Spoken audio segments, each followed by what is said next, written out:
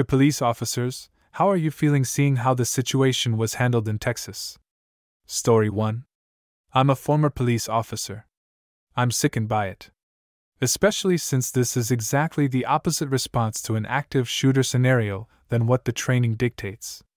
In Europe at least, when you arrive at the scene of a suspected active shooter, you are taught to ignore the usual SOP in case of, for instance, a hostage situation or barricaded suspect.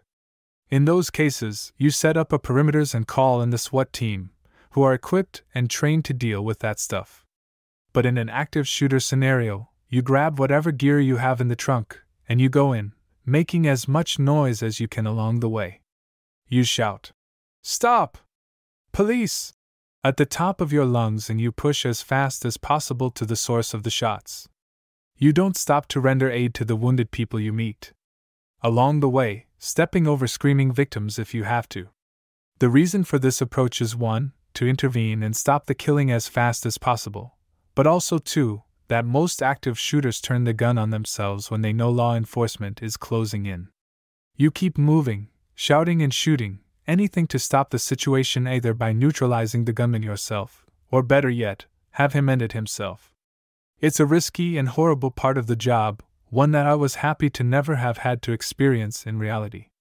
But if you roll up to a situation like that and you're too scared to do what you're paid and entrusted to do, then hand in your badge and go flip fucking burgers. Story 2. Disgusted. My department had an all-cops run-in strategy ready to go. We even had an airport stairs on a pickup truck to drive to the side of the school if it was a hostage situation on the second floor. We coordinated with firefighters to have multiple cops on the platform on top of the ladder on the fire trucks, and the fire trucks would drive us up to the sides of the school and the cops would make entry through the windows. We practiced breaking down the doors, and also practiced breaking through the drywall and studs if the door was barricaded. We were told any cop who didn't go into a school shooting situation unless told by the chief otherwise would be fired.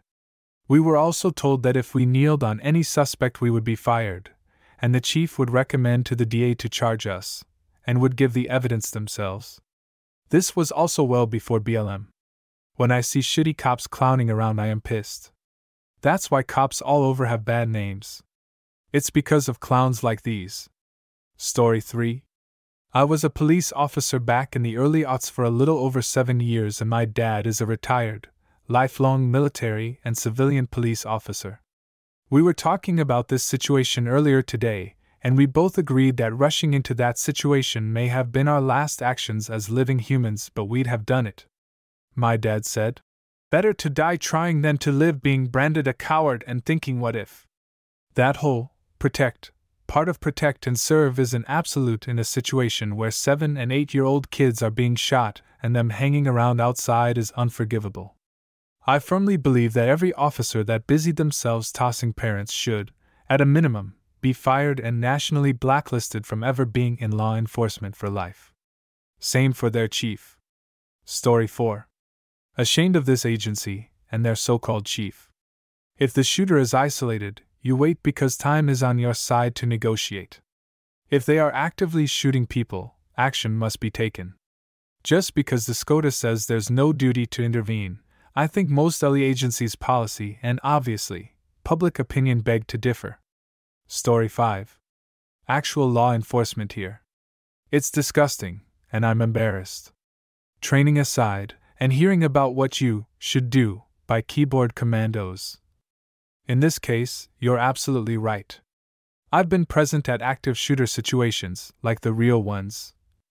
It's not a time to wait for orders or a scene commander. It's a time where you tell whoever is on the other end of the radio, "Hold the channel for emergencies. I only want to know when someone else is coming inside and from where." And you know what? It fucking sucks. My back hurt for 3 weeks afterwards, pushing through barricaded doors and feeling like I was walking into an ambush. It wasn't fun, but it's not supposed to be. It's your fucking job.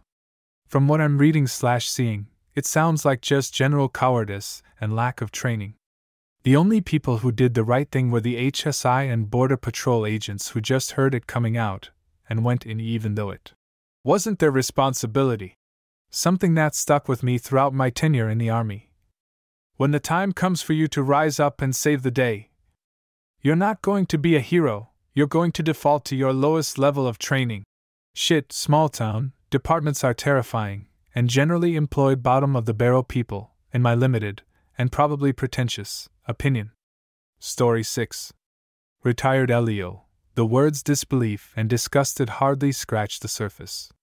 Charge all of them with negligent homicide/involuntary manslaughter. To add to the points the others are making, imagine the effect on the children's parents. They already have the horror of their child being killed, knowing that their last moments were filled with terror and pain, but that's now compounded by the thought that their child could have been saved, if it were not for the cowardice of the people they trusted to protect them. These poor souls are now broken. Story 7. Military police here. I am angry beyond words at the tragedy that has taken place. MP training is direct to threat, and even without hearing gunshots we are required to breach the building and begin securing it, so if people are shot inside we can create a clear corridor for casualties to be collected and treated. These cowardly pieces of shit should turn in their badges and be held accountable for their inaction. Story 8. I'm Australian and have friends in the various state forces, some of them in tactical units. They couldn't believe how any of this was handled.